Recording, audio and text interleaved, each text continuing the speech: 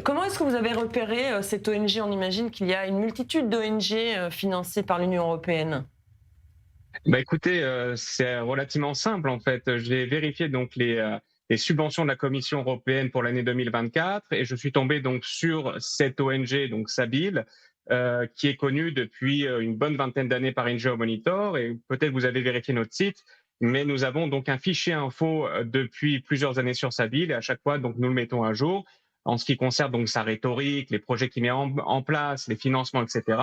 Et donc, j'ai creusé un petit peu pendant, bien sûr, avec la guerre de Gaza depuis 2023. C'est vrai qu'il y a eu des propos absolument honteux qui ont été publiés par cette organisation. Et en fait, le problème, c'est aussi le fait que cette organisation est financée pour promouvoir donc la paix, pour promouvoir la solution à deux États.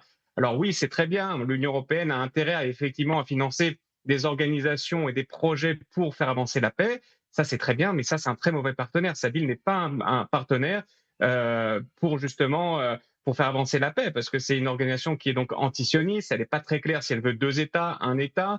J'ai pu le montrer donc dans un tweet et dans notre rapport. Donc cette organisation, même au regard donc des différentes déclarations qu'elle a fait et elle fait encore, elle aurait dû être disqualifiée par la Commission européenne pour participer à ce genre de projet. Parce que, encore une fois, cette organisation ne touchera personne en Israël.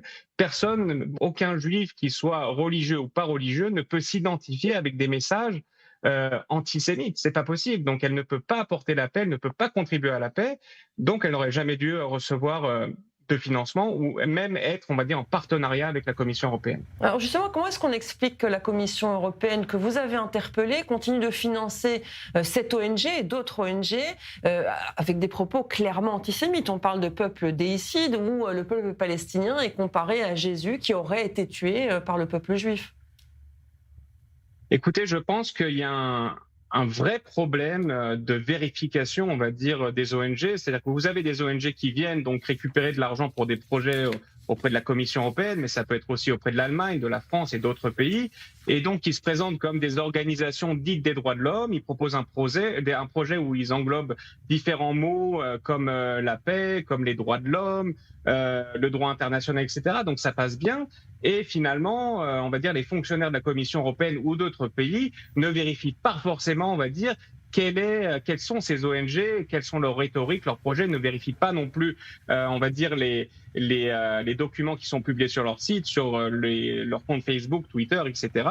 Et c'est comme ça qu'on arrive à on va dire, des scandales comme celui-ci.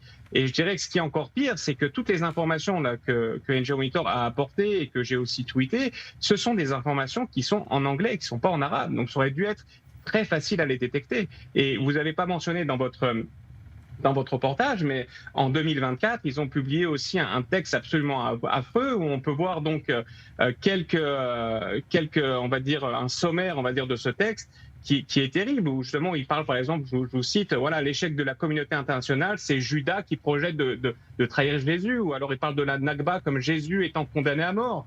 Voilà, des choses qui sont absolument impensables pour un Israélien, pour un Juif d'entendre. Et donc, comme je vous dis, non seulement ces propos sont antisémites, mais en plus de ça, ils ne contribuent en rien à la paix ou à la solution à deux États. Vous comprenez? Donc, c'est une perte d'argent totale.